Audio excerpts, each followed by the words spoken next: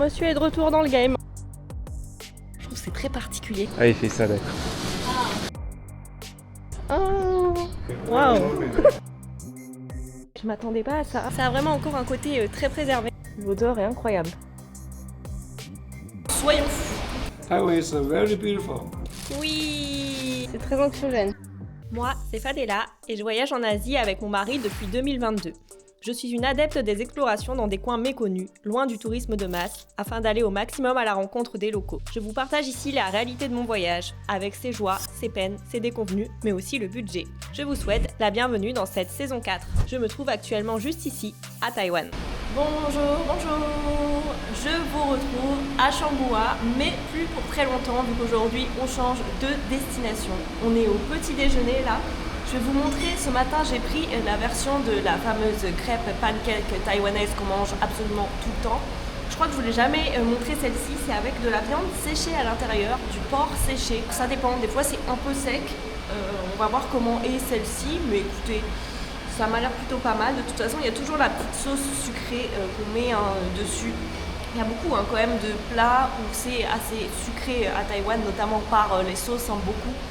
Et j'ai pris aussi, ça c'est inédit, des petites boules de patates douces pour ce matin. Voilà, j'avais envie de changer un petit peu, ils le font pas partout, donc je m'étais dit, allez, pourquoi pas, soyons fous. Ça va, celle-ci n'est pas trop sèche. Il n'y a pas trop d'ail non plus, parce que des fois ils mettent vraiment la dose d'ail. Après vous avez une charmante haleine toute la journée. C'est plus du poivre que de l'ail là. On dirait presque qu'il y a un mochi à l'intérieur, c'est très... Comment dire en français, caoutchouteux, chewy. Ça ressemble à une pomme de pile. C'est plus mochi quand même dedans. Très caoutchouteux, mais c'est bon.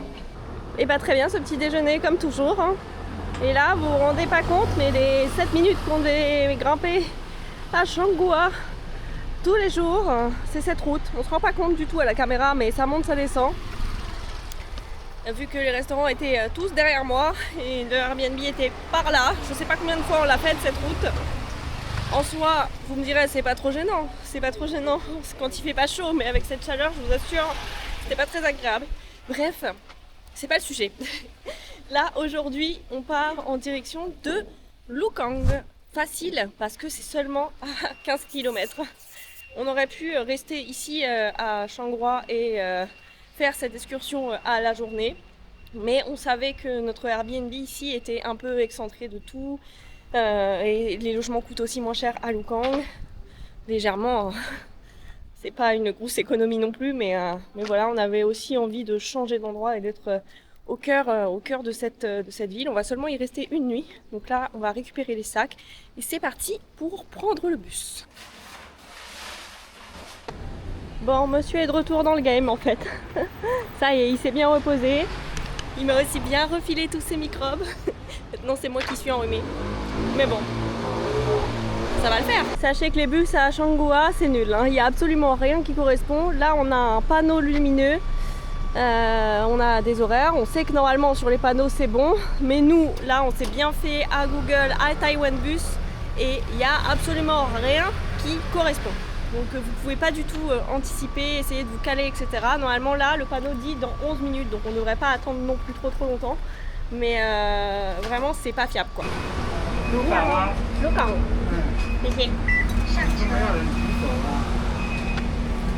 Tiens.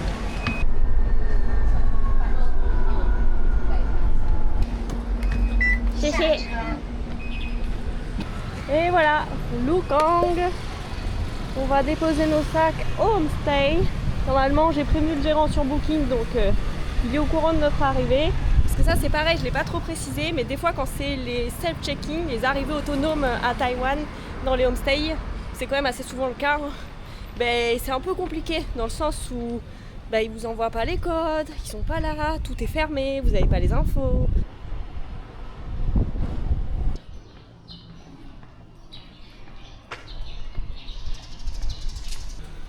Le homestay.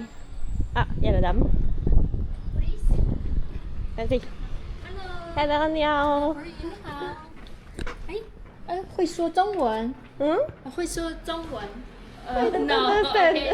Okay. Sorry. No problem. Bon, eh bien, elle était super sympa, comme d'habitude. On peut prendre la chambre dès maintenant. Il est 11h30. Donc très très cool. Et bah très bien cette chambre. Elle paraissait un peu vieillotte en photo, mais en réalité, rien à dire. Hein. C'est propre. On a de l'espace. Un petit canapé, on sait pas trop ce qu'il fout là, mais il est là. Et puis voilà, frigo, bien équipé, tout ce qu'il faut. Évidemment la clim. Elle est où la clim? Sous 34 degrés, indispensable. Et par là, la salle de bain que je n'ai pas encore vue. Wow, c'est grand! Toilette japonaise, grande douche, nickel. Donc Lukang, ça signifie littéralement le port des cerfs parce qu'un cerf aurait guidé les premiers habitants de la région jusqu'ici. Voilà, c'est une ville traditionnelle qui date du XVIIe siècle et qui apparemment est très bien conservée. Elle a conservé son architecture d'époque et elle compte également parmi les temples les plus anciens de Taïwan. Donc il va y avoir beaucoup de temples à voir, mais aussi du coup la vieille ville à découvrir. Et ça commence déjà, même pas une minute de marche, et il y en a un juste ici, que j'ai même pas noté d'ailleurs. Je pense qu'on va vraiment en avoir partout dans cette ville.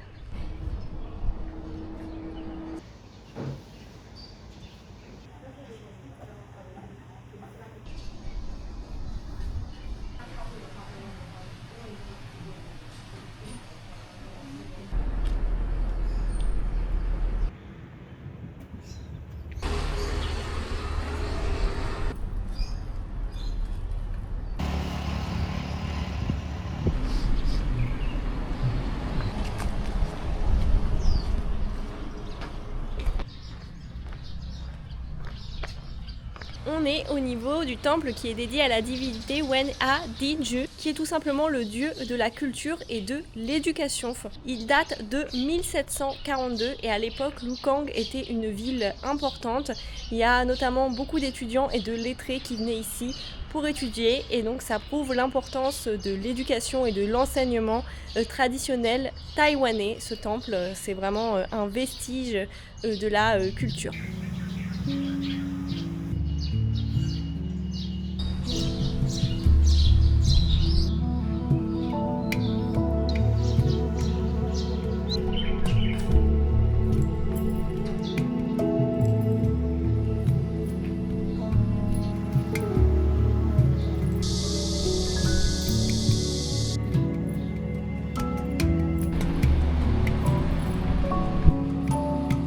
Ça a l'air immense ici.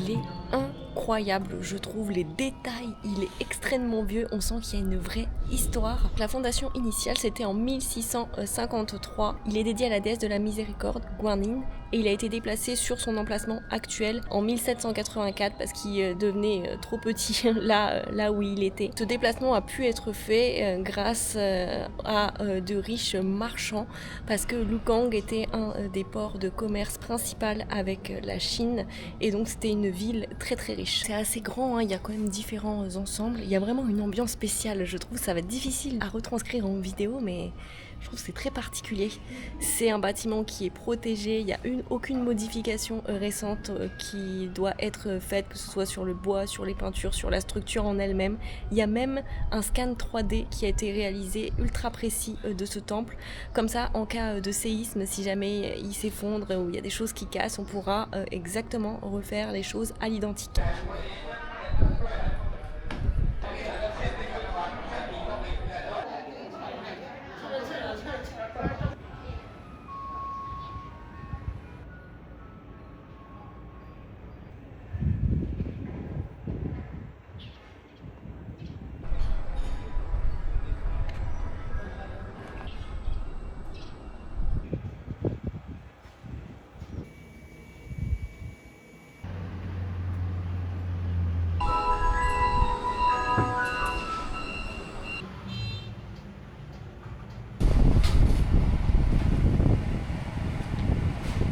On est maintenant dans la ville historique, on trouve plein de vieilles bâtisses. Alors celle-ci a été rénovée, hein, ça se voit direct. Et cette couleur marron au sol et aussi sur certains bâtiments. Franchement, c'est très très sympa. Je m'attendais pas à ça. Nous, les villes historiques, on est toujours un peu méfiants. C'est qui tout double. Il y a quand même une grande majorité des anciennes villes comme ça que... Oh, des vieilles antiquités. Toute la boutique a l'air un peu ancienne comme ça. Très sympa. Je disais, c'est qui tout double, nous. Des fois, on aime bien, mais la majorité du temps, quand même, c'est pas forcément notre truc. Je pense à des villes anciennes qui sont quand même extrêmement touristiques. Là, la différence, c'est que pour les Occidentaux, en tout cas, ça l'est pas du tout. Pour les Taïwanais, un petit peu, mais c'est pas non plus l'endroit où ils viennent absolument. Ça a vraiment encore un côté très préservé. Donc voilà, il y a beaucoup de charme. Franchement, c'est cool. Et c'est que le début, hein, parce que là, on a fait 2 temples seulement. On commence à rentrer dans la ville historique.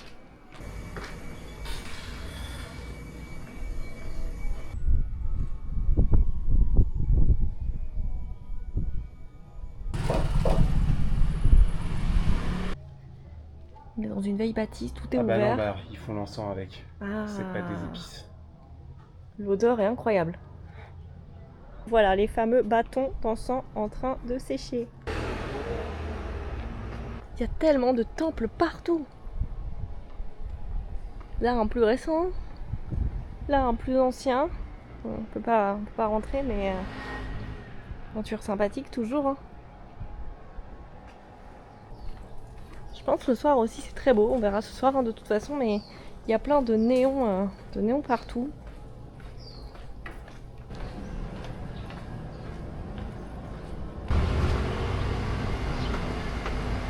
Tu as acheté Un individuel? quoi? Bah si, pourquoi on pourrait pas? Miaou. Je sais pas si... Bah il faut traduire. Ah ok, chiché. Il y a un petit menu en anglais. Ok.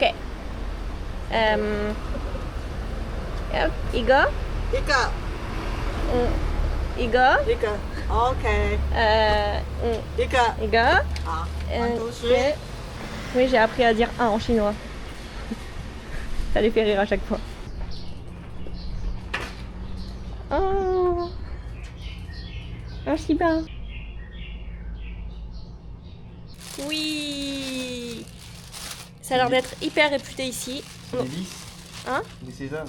Sésame, c'est les deux mêmes, c'est ceux ils ont pas de couleur, c'est Ouais. eux deux. On On en a pris 5 et ça nous a coûté $110 taïwanais. C'est du jaune d'œuf avec de la viande. C'est bon. Lui, c'est normalement fleur de lotus. J'étais pas partie là-dessus, je vous avoue, mais la dame m'a dit qu'il était superbe, donc je me suis laissée influencer. Mais c'est de la viande. Il est bon, lui aussi. Un gros morceau de viande à l'intérieur. Du porc. Et sésame pour le petit dessert, pour le petit dernier. Je vous ai déjà dit, hein, dans les baos comme ça, le sésame, souvent, c'est une dinguerie. Incroyable.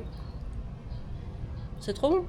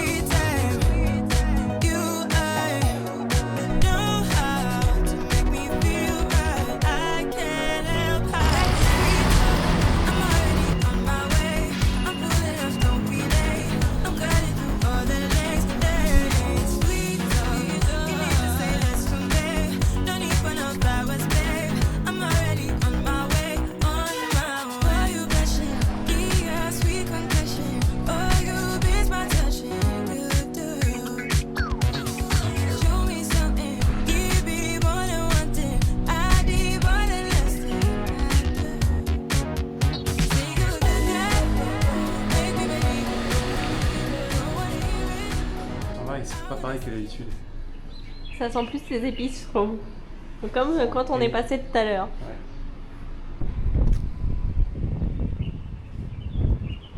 Et voilà, on retrouve notre fameuse serre, l'histoire que je vous ai racontée sur l'origine de la ville. Video is okay? Huh? Video is okay? Okay. YouTube. No problem. Okay. 谢谢. But I speak Chinese. You can speak in Chinese. 欢迎来台湾玩。我台湾是一个好地方。台湾 is very beautiful, very brave, Yeah. and the Taiwanese is very friendly. Yeah, very Welcome. friendly people. Yeah, welcoming people. Yeah, yeah. It's easy to speak with Taiwanese people. Very safe, very clean. And food is amazing. Oh, What kind of food do you like? We like pork, rice. Well, we try a lot, and the breakfast is perfect with the omelette. Yeah, With the kind of a cake. cake, Egg cake. egg cake. Yeah, egg cake. Yes, The tofu smells pretty yes, long. yes. Sticky tofu. Yeah, but we like it. You like it? Yeah. So you don't stay here tonight. You go to Taipei. Go back. Yeah. Okay, to your city. Oh, 谢谢. Wow. 有啊，有冰棒啊，鸡仔冰嘛有啊。有啊，咱去食冰，我都是放热就食冰。 Wait a moment. on en prend qu'une. No, two. Oh, only one, it's okay. 对，你没的。 Oh, oh okay. 谢谢你. 不客气，不客气。不客气。谢谢. Maybe only the one time for our life. We'll meet Maybe, together. maybe. Or maybe another Second time. Yeah. in the past. So you take so big bag, Back, yeah. so much. 不要跟你讲哈，现在不要跟他说。谢谢.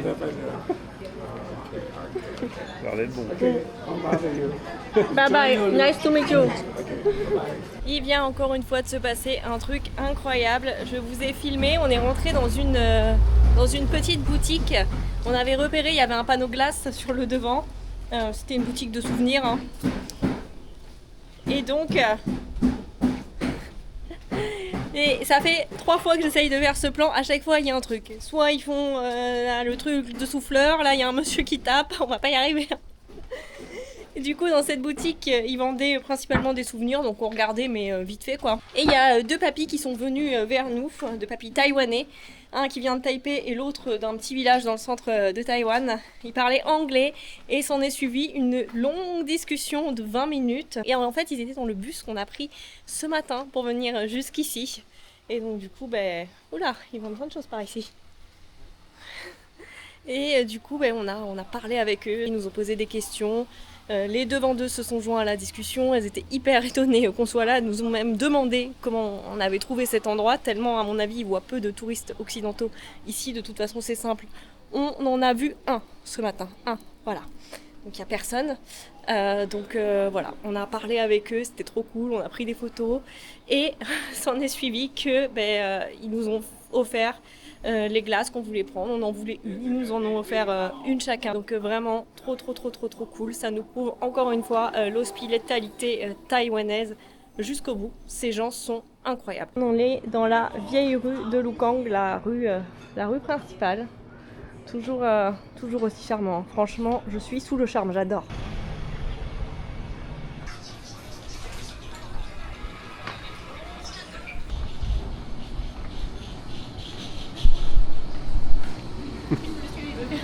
À la caméra.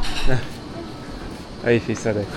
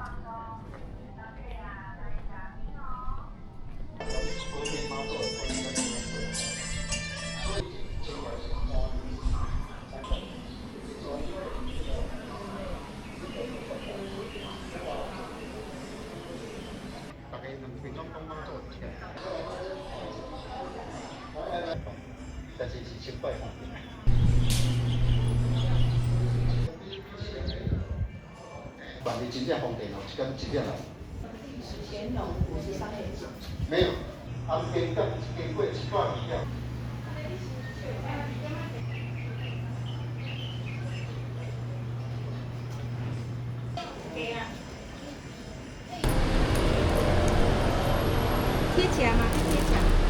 哎呀，可以这样，谢谢。不会，谢谢，谢谢。漂亮。C'est bon du coup? Thank you, thank you. Ok, chéché, bye bye. Ils sont trop sympas. 3 donuts, 25 $ taïwanais. Plutôt rentable cette histoire.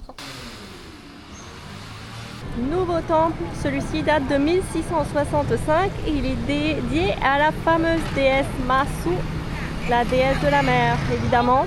On est très proche de la mer là, à seulement quelques kilomètres.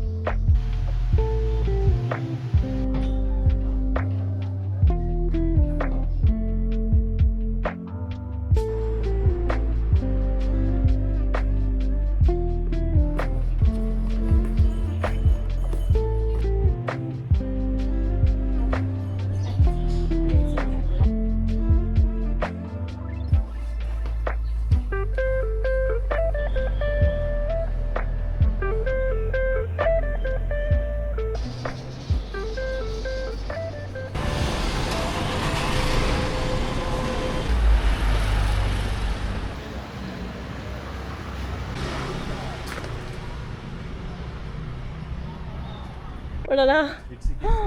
Oh mon dieu. Oh là là, ça me stresse. Je pense que c'est fait exprès. À un moment, tu peux pas sortir. T'es séquestré. C'est très anxiogène. Je te filme. J'aime pas du tout. Ouais, bon.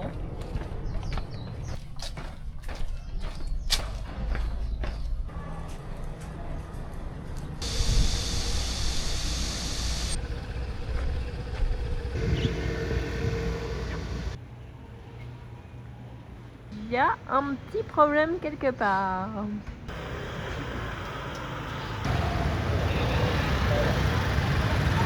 Bon, ce soir on s'est fait avoir, on est dégoûtés. On avait repéré une cantine, on est parti à 18h30, arrivé à 18h40, mais il restait quasiment plus rien à manger. Et oui, et pourtant elle fermait à 20h. Donc vraiment quand je vous dis qu'à Taïwan il faut aller manger pour 18h, 18h30 grand max, voilà. Sinon, comme nous ce soir, direction 7-Eleven.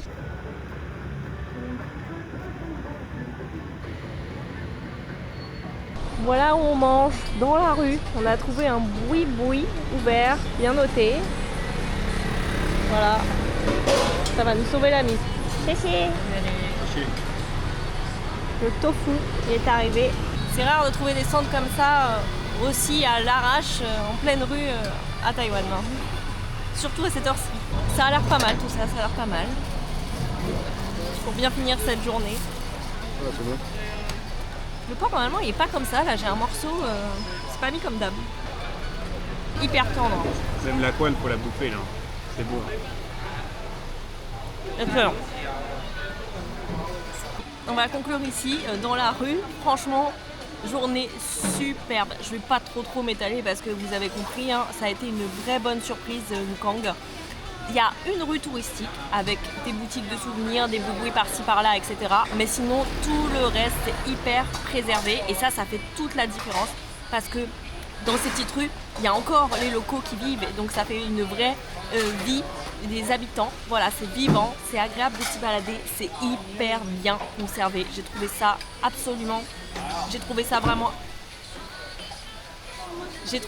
vraiment absolument magnifique. Les temples, waouh, vraiment je comprends pas pourquoi c'est pas plus connu quoi. C'est vraiment un truc que j'ai jamais vu à Taïwan personnellement. On a passé une très bonne journée. Par contre, je recommande vraiment de loger ici. On n'aurait pas pu retourner là à Changhua ou ailleurs. On a fini la journée, il était 16h, on l'a commencé à 11h30. Il y a quand même pas mal de points, pas mal de temples, pas mal de rues. Ça prend du temps et c'est une ville qui donne envie de flâner, de prendre son temps pour bien la découvrir et s'imprégner de l'ambiance. Donc jamais de ma vie je me serais vue repartir en bus après, surtout vu le peu de fréquence de bus, enfin en tout cas c'est assez aléatoire. Donc vraiment meilleure option de loger là et je vous le recommande absolument si vous venez à Taïwan. Pour moi c'est à voir. Moi je vais donc vous laisser ici et on se retrouve dans le prochain épisode.